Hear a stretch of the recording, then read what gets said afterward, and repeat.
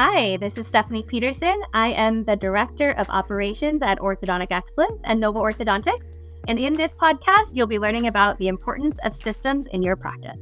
OrthoMarketing.com, 360-degree digital marketing solutions for your practice.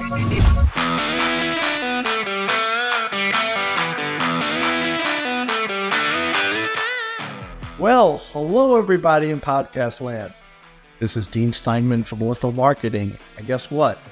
We are back with another podcast for you. And I am so super stoked to have today's guest with me today. I have one of my favorite people in the orthodontic dental industry with me. One of my all-time favorite and best clients we've been working with for years.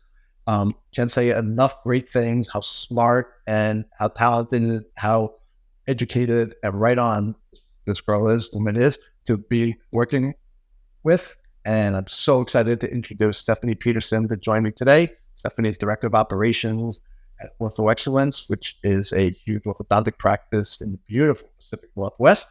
And Stephanie, welcome. How are you today? Thank you. I'm amazing after that fabulous introduction. I think I can enter any room now with confidence. Thank you for that, Dean.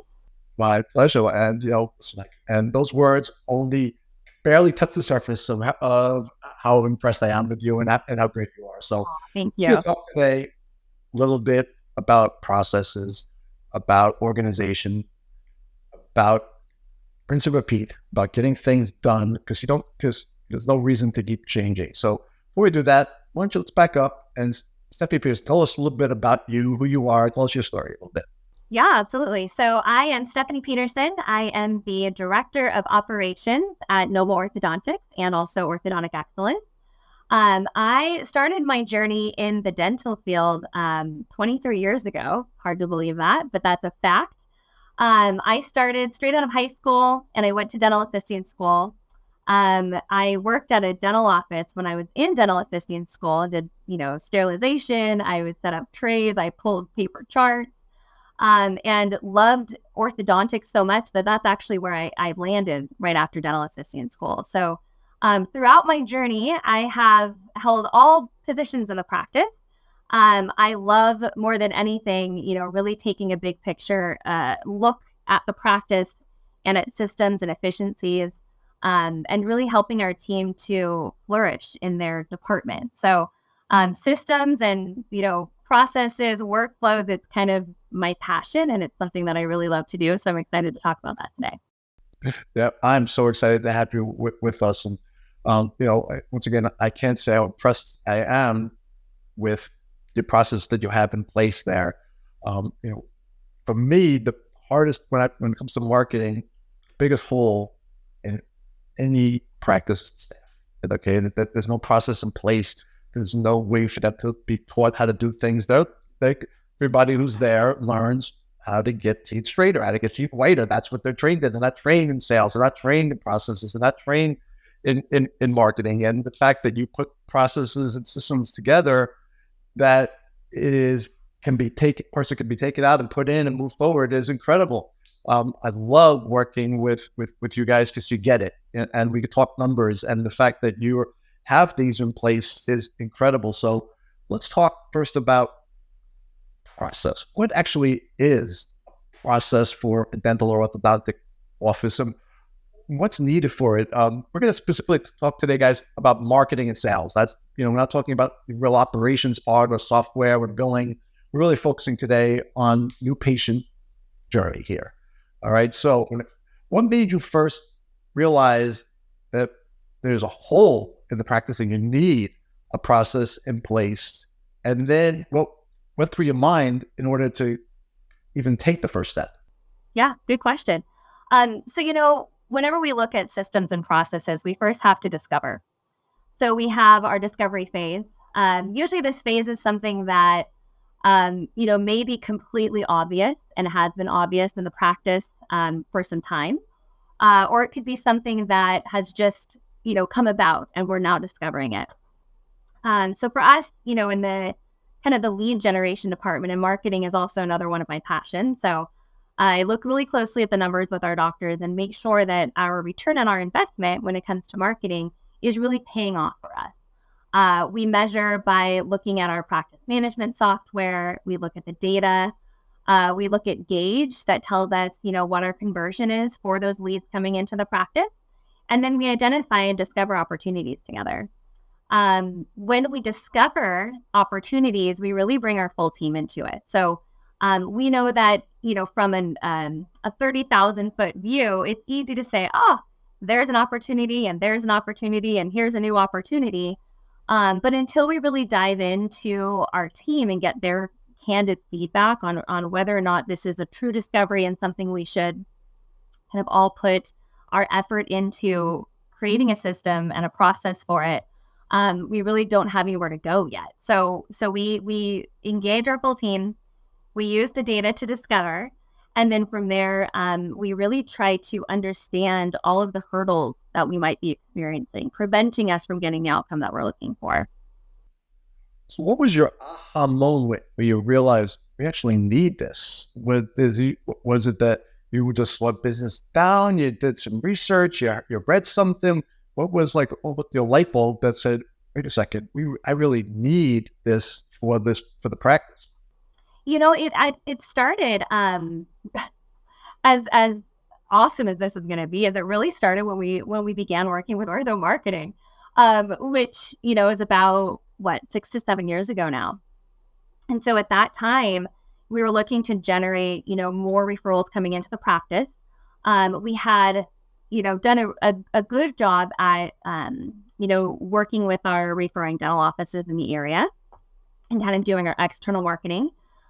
We knew that the next kind of bucket that we wanted to tackle was online marketing. And so, with that, new avenue that we were going down, we wanted to make sure that we had the system to follow up on those leads as they were generated and really make the best return on not only our financial investment, but our time investment. And so that's when we decided that we needed to take a different look at how our online leads were managed. And that's where it kind of all started for us. And how hard was it for you to put this together? So did you from scratch? Did you do research and found somebody else and made it your own? Because, think about it like you're back in college writing a paper. Some people start from scratch. People a little copy and paste and change their own. So, how did you go about putting your first SOP together? Resources and research. If we try to invent a system all on our own, we'll get there eventually. But, really utilizing resources that are at our fingertips, it helps us tremendously. We're always looking at, what's new and relevant in our field today. And we know that that's going to change. So we have to have that flexible mindset. If I kind of go back in time to that period, Amazon Prime and these online shoppers were kind of new at that time, right? So, of course, we're all these people now. But if you go back to 6-7 years ago, people were really starting at that time to shop and pay more for something that was quick and convenient more than, a lower cost, let's say at that time. So we knew that we had to capture these people quickly. With online leads, their jump rate today, I think, is a lot faster than it was back then. So we decided that we really needed to treat our online leads differently than we treated our other, dental referral leads. And we decided that at that time, we made it a goal of our team to contact the patient, within 5 to 10 minutes at max of receiving the lead. We scheduled them very quickly to come into the practice under 48 hours. And then we measured that. And, we were flexible as we went, but we found that was the best system for us at that time to really get the return on our investment and capture a higher rate of our online leads. And so the process that's in place, the ideal process, it doesn't matter who is doing what, it's the actual job description and the skill set needed, and then you could put in whoever it is in that place. Because from my perspective, I hear from clients every day, and staffing is the biggest problem they have. So what qualifications would you say are important in this process for your team in order to implement your SOP? Mm-hmm. Really the buy-in of the staff. I'll go back to that discovery phase. I think just in human nature, anytime that somebody else comes up with a system, they identify the problem, they create this system and they say, okay, here's the package. Now you do the work and implement this. It's really hard to get their buy-in. And that's quite honestly not who we are. We want our team to take ownership with us. We want them to feel confident and comfortable with giving us feedback, because that's who we learn the best from, is from our own team. So, first of all, it's finding the right team member who's going to be willing to kind of walk the walk with us and be flexible in those regards. And then also, a team member who's willing to then implement and kind of follow the process with us. At the end, we all feel really good about it, right? But it's getting there and kind of that journey that can sometimes be a little bit hard for some people to follow. I'll be honest with you. Not everybody loves, being part of creating a system and then let's change it a little bit and be flexible together and watch the outcome happen. Some people love, step A is this, step B is this, step C is this, and they, kind of live within that. So we've found that really getting our staff on board and finding team members who fit that model of who we are, as a team and a work family is really what has paid dividends for us. Are you trying to fit a round peg in a round hole or a round peg in a square hole when it comes to team members? Because you've got your process, and when you're saying trying to get people to buy in is very hard because so many practices don't adapt it. People have been there forever, and to make change is very, very difficult to do. So would you say that you have your process, you have to find the right people fit in your process, or do you think that it's important to find the process to fit around your people? That's a good question. That's a little bit of both for me. That's hard to choose like one answer over another. We've got processes that we've created now, say 6 years ago. That process has been in place for that amount of time. So if we find a new team member, obviously we train them on this process because it's tried, it's true, it's measured, and it's set in place. On the flip side of that, if we discover a new opportunity for us today, and, let's say it's something within our new patient phone call system, and we identify a missing piece of the puzzle, we would then engage with our full team to do a discovery session, and allow that discovery session to drive, our system creation from there. So, when we hire team members on, we're very open and honest in the type of culture we have, the type of, feedback that we're looking for from our team, and that their voice is valuable and it's taken into consideration whenever we're, perfecting systems as we go. So we kind of set the stage for those new team members who are, going to be onboarded, and the existing ones have already kind of been a part of this process with us. So, while maybe they come in and it's the square peg trying to go into the round hole, I think we round them out nicely by encouraging them and bringing them kind of into this conversation together. So now let's talk about getting the buy-in. So what would you say would be 2 ways to get a staff to buy in? Because you don't want to go out and have to get a whole new staff and have to do everything from scratch. You've got, people that understand you and understand the process, understand how you do things. But to get them to change, and I said it's very difficult. So what advice would you give a practice who understands they need a process in place, but just can't get their staff to buy in? So is it financial? Is it a pat on the back? Is it, so what are 2 things that, because we've got clients who've tried everything. They tried to put, you get X many reviews and you get paid and you get a bonus, or you get this many starts, and you get a bonus.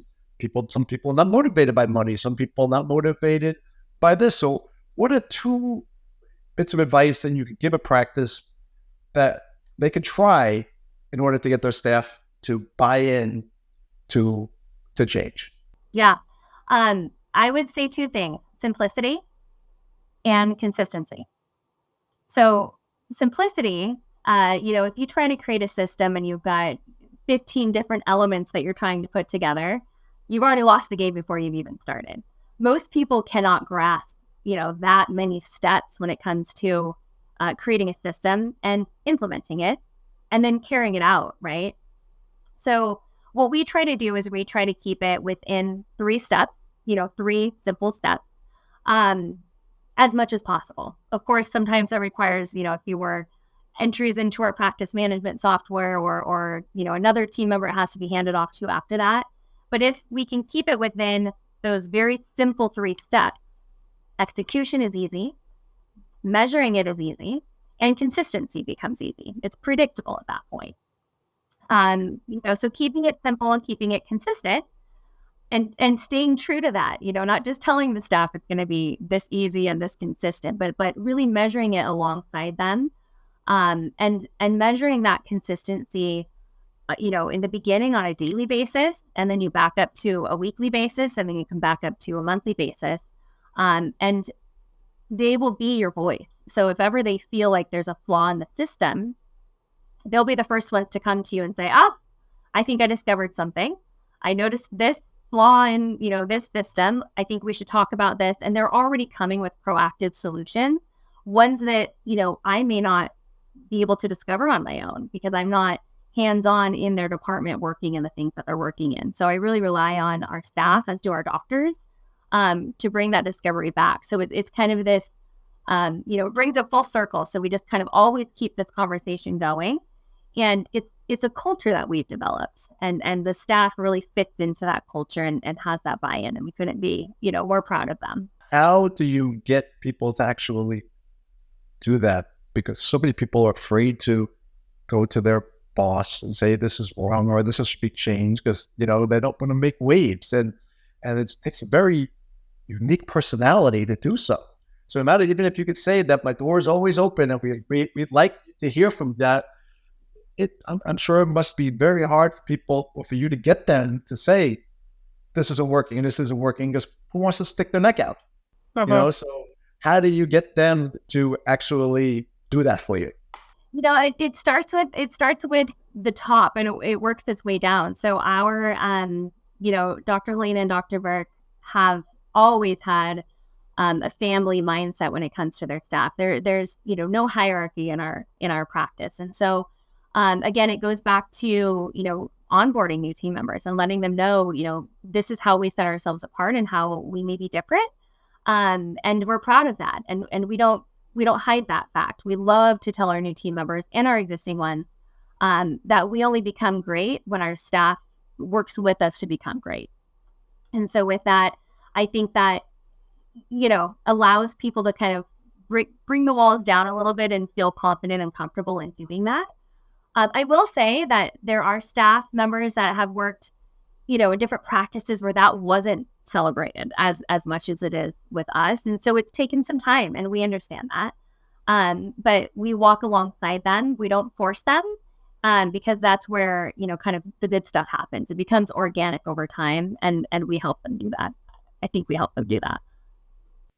What can a practice expect before and after the SOP is in place? Because if people, you can't rest on your laurels. You can't say we have a 90% close rate because nobody's going to have that kind of numbers and blah blah blah. You're not going to get this many people coming in because that competition is more fierce than ever. You're fighting with people that used to be referrers to you, and you're fighting with large, big financially backed, direct to consumer companies, and you're fighting with behemoths who are marketing themselves. You Google Invisalign near me, first thing you see is the Invisalign's website. You're not going to see yours.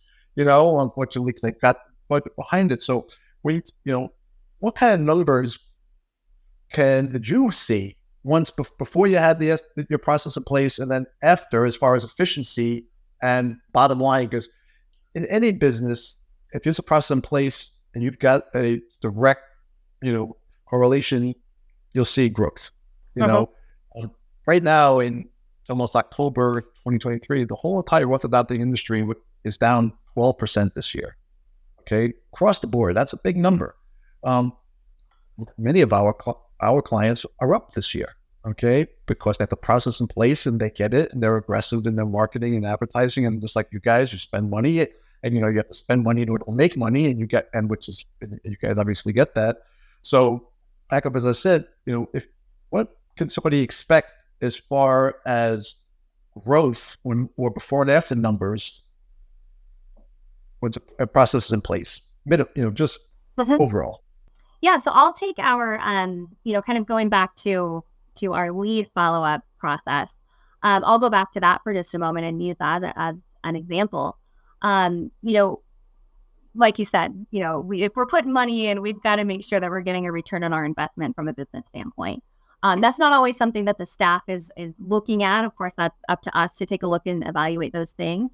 And what we were finding was that we were generating leads, but we weren't converting those leads at the percentage that we were aiming for. So we were fairly low in the conversion department.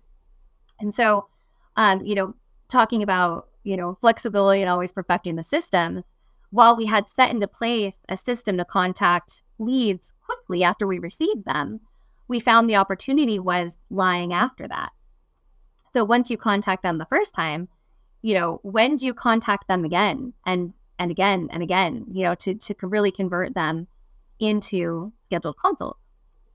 And that was the piece of the puzzle that we were missing at the time.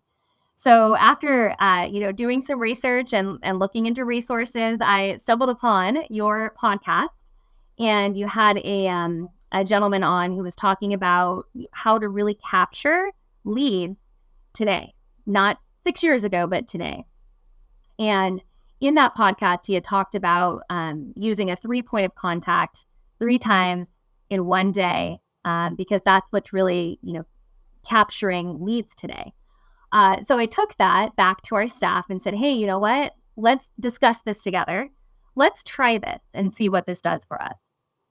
And so skip forward to today, and this is about, I would say this was maybe 9 to 10 months ago. We now call this, we termed it now, it's called our 3 threes. And so what we do is we follow exactly that, but we do it for 2 days. And we found that our conversion of leads to scheduled consults in that 2-day period had jumped at least 30% in a very short period of time. So that we call that kind of our testing phase, right? So let's create it, let's implement it, and let's test it. And then let's be open and flexible to what we need to do to perfect it from there. So that's just a small example of what we've done, utilizing resources, keeping it simple and measurable, and then really testing it. And we found that worked really well for us. You have to also think and use your brain. So, somebody fills out a form on your website and they didn't pick up the phone and called you. They didn't book, they didn't message or chat, they filled out a form. So practices that, it's funny when I talk about practice, like, these are all bad leads. Well, if somebody is filling out a form, you can't leave one message and say it's a bad lead. You have to constantly be reaching that. So like you said, reaching out 3 times. What are 3 ways that you reach out to a potential lead versus just picking up the phone and leaving a message? So we use 3 points of contact. Also learned that through, some research and resources. And, we found that with using 3 points of contact at each interval, we find the most success. Another thing that we've tested recently, and this was a kind of an accidental discovery because somebody had done this to me, is when we call them the first time, we don't leave a message and we call right back. Because if you're somebody who's looking, say you're at work or you're screening your phone calls like we all do, and you see a number that you're not, familiar with, you're not going to answer it. You're going to let it go to voicemail. And if that number calls you right back, you know that there's somebody trying to get in touch with you, right? And you're more likely to pick the phone up. I did this myself. I think it was my kid's school that called me one day. And I thought, that's a local number. Yeah, they'll leave me a message. And then they called me right back and I go, oh my gosh, maybe this has something to do with my kids. Hello? Right? So they got me, but in a good way. And so you just kind of bringing that organic experience back to our team and saying, hey, let's try this, and everyone was super open to that. And we implemented it and we use that today. So that has really helped us connect with patients where maybe before we weren't doing 3 points of contact, let's say, and we weren't consistent in following our 3 threes. And it could have taken us, weeks to actually get in touch with a patient, where now we're taking all of those touch points and squeezing them into the beginning. And we're finding that we don't have to then follow up with them in 2, 3, 4 weeks, 5 months on a lead that we received now. And what happens after 3 times today and you don't get them? Then what happens? Do you just put them in cold storage, or do you try again? So then what happens? Yeah. So then, if we don't reach them within the first 2 days of our 3 threes, then we put them into our follow-up recall system. And we've got a very specific follow-up interval that we use with our patients. And we just keep kind of putting them back into this funnel if we don't get them scheduled. That's the consistency piece and the measurable piece. We can see how that's working for us and we track it. Give me one extreme case that when somebody, how long it took from somebody who first contacted you till I finally showed up and started. How long? What's the longest? Because persistence works. So I've got practices that a year later people came in. So what's your record for when somebody first reached out to you till finally got them and they came in? Yeah, I would actually say it's about the same amount of time. While we connect with them more frequently in the beginning, we kind of put them, once they move on to a different, kind of a long-term pending, then we connect with them less frequently, but we're still consistent in that. So I would say probably about the same amount of time, maybe 12 months. Mm-hmm. It's important because so many practices after 30 days, they just go into a black hole, and that's it, and that's a shame because they reached out to you. Don't be afraid of contacting people. You're not the first one. You're not the one who initiated it. They are. Uh-huh. It's not like you're just randomly picking up the phone and being a nuisance. Somebody called you, filled out a form, contacted you, wanted your service. So how would you explain to somebody to not give up? Because so many people are like, oh, I don't want to be a nuisance and blah blah blah blah blah. What advice would you give me from there? Yeah, that's a valid point. I myself too had felt that way before. Yep. Anytime somebody reaches out to you, they did it with purpose behind it, right? So while we might feel like we're bombarding them or we're being, overly aggressive with them,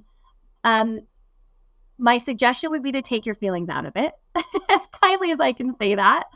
But it's not about us.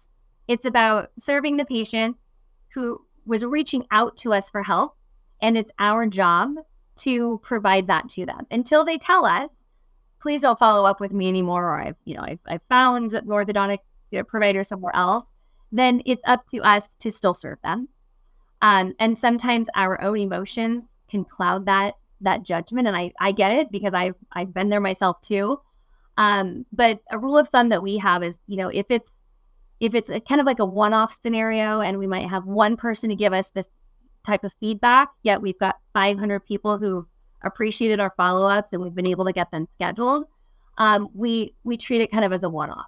If we find that one-off now repeats itself a couple of times, then we discuss it and decide whether we need to, kind of pivot from our system. But again, that goes back to the discovery of our staff. They're the ones that will bring up those, kind of those opportunities to improve. Right. And then we take it from there. What would you say is the proudest moment professionally that you've had? Oh, that's a good question. Well, I have a couple of, okay, I'll go with one. That's a hard question, so I'll try to narrow it down here. We experienced orthodontic excellence. This is now 5 years ago. This is September 2023. And in early September, 5 years ago, in 2018, our practice actually experienced an extreme fire, devastation. 5 years. I know. Yes, 5 years ago. And it burned completely to the ground.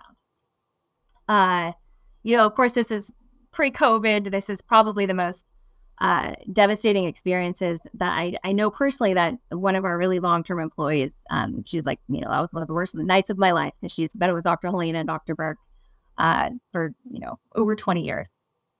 And we came back from that. And we came back from that stronger than we went into that. So, looking back at really our journey and what we've accomplished together, looking at opportunities without, clouded goggles, really looking at them through this crystal clear glass and going, okay, yes, things can set us back. Yes, it's not going to always be perfect. Yes, we're going to have obstacles to overcome. But always having that clear direction and vision as a team to keep moving forward is something that I'm just honored to be a part of, and getting through that type of devastation with the fire and where do we start from here? How do we come back from this? A blessing in disguise at the time was that we had just changed our systems from having a server in our practice to going cloud-based months before this had occurred. So we were blessed in the fact that, we didn't lose any of our data. It was all stored in the cloud. Okay, I'm going to tell everybody right now, if you don't have a cloud-based server, please get one. But we were up and running in 3 days. And that's a moment in time that, our doctors and our staff and me personally, like you go back to those big moments and you go, okay, this is where we were, this is where we came, and this is where we're going. And it's just a big bump in the road. But one of my proudest moments is getting through that, all together. You're going to put on your glasses now to be able to see into the future. So now it's 2025. Where do you see the orthodontic industry in the dental world, orthodontic world in 2 years from now? In 2 years from now, I can see us really relying on AI a lot more than we do today. I think embracing technology and the most advanced technology, being on that curve is going to be detrimental to practices. If you wait too long to engage, kind of these new technologies, you may find yourself kind of on the back end of relevancy when it comes to patients. So, really looking at the future and watching trends. It's not just the orthodontic industry that's going this direction. The world is going this direction. So it's up to us to really stay on the forefront of that and make sure that we're engaging and embracing as we go, and soak up as much knowledge as you can. Take the ortho piece out of it. Just as people, try to learn more. Get yourself out there, discover everything that you can, and then learn how to apply that in the practice that you love. And in the industry that you love. So I think that's. I know that's where we're going. In order to keep the pace up with the rest of the world, I think that's what we need to do. 2 more questions. Number one is, so Stephanie's stuck on a desert island for a year. All right. You could bring one movie and you could bring one record, CD, album with you. What one movie can you bring in, and what album can you listen to over and over and over again? Oh, this is going to be a funny one. Okay. So the movie I would bring, I love comedy. I'm not I'm not like a sappy love story kind of movie watcher. I love comedy. Love it. One of my favorites is Bridesmaids. I could probably watch that movie over and over again. Her name is Matigo Montoya. Right. Like, amazing. Prepare to die. So good. All of it. So good. Right, my bad. I quoted the wrong movie. Oh my God. You said Bridesmaid. I accepted cut take 2. Bridesmaids. So good. Great. Okay. All right. And then, oh gosh, an album that I could bring. It would probably have to be one that I can just like sing every single song of, right? This is a funny one, but it brings me back to like my childhood. And it would be something like Wilson Phillips or, Phil Collins, something in that era. It reminds me of a good road trip. We used to road trip all the time with my family. And it would be one of those 2 CDs that would just be on repeat over and over and over and over again. So there you go. The most off-the-wall answer I'm sure you've gotten. Okay, there you go. All right, last question is, you can pick anybody in time to have lunch with. Who are you picking? Oh, gosh. Anyone in time to have lunch with? Well, is this somebody that I could pick from like today, or is this someone that you could go back to, Socrates, you could go from today, you could go for whatever, anybody in between. I want to have lunch with somebody like, okay, in our field, in our industry, I'd love to talk to like an orthodontist or, somebody in our field of orthodontics from 100 years ago, 50 years ago, because I'd love to see how we've progressed since then and how we may still have, commonalities with them. What are the things that we're still utilizing? What have we completely, deviated away from? And learn from that, because I think that there's so much value in going back into, our own industry, our own specialty, and learning from the past. So would you bring somebody from 100 years now, or would you go back 100 years? I'd go back. Okay. Yeah, I'd go back. I think that would be so interesting to learn from, because we always are looking so forward, that sometimes you don't stop and pause and go, okay, where did this all start? How did this begin? And, use that knowledge and kind of that experience to bring it forward. Okay, good. And then the most important question, all right.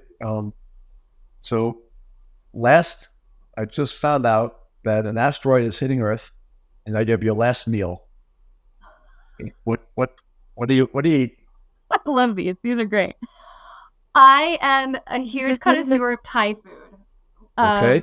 One of my best friends growing up, she was my neighbor, and her mom was Thai, and we would go and eat there all the time. So it's kind of my comfort food in a way is Thai food. My most current favorite is it's called a crispy rice salad, and it's got all kinds of herbs and cilantro and ginger and all kinds of stuff. I love extreme spice, so it would be a 5-star Thai crispy rice salad.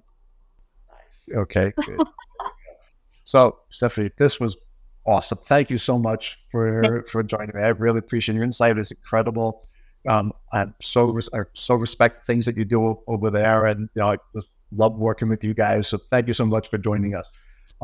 If somebody has any questions, or they just want to pick your brain and ask you about how you went about doing your research, whatever it is, what's the best way for somebody just to say hello and just to talk to you? Yeah. They can email me, call me, text me. I'm on Instagram. They can find me there. I'm pretty accessible. I do a lot of work from my phone, and I always feel like I need to engage with people who engage with me. So any avenue of communication, I'm pretty much, on any platform. So what email address should they use? Yeah. So it would be my first name, Stephanie, at mynovelsmile.com. All right, Steph, thanks so much for joining. I really appreciate it, guys. She's incredible. If you are struggling with your company, getting leads, seeing things going down, hit the brakes. Think, realize a process is in place for every business. It doesn't have to be just dental or ortho. Any business out there has to have a process in order to move forward. Embrace technology, embrace change, and you will see the results. It's plain and simple. It's 100% chance that business will be better if you got this in place and you get the team involved. So, Steph, thanks so much. I really appreciate it. We're back in podcast land. Thanks so much for listening. Be safe, enjoy, and remember, keep smiling. Thanks, everybody. Thank you. Bye.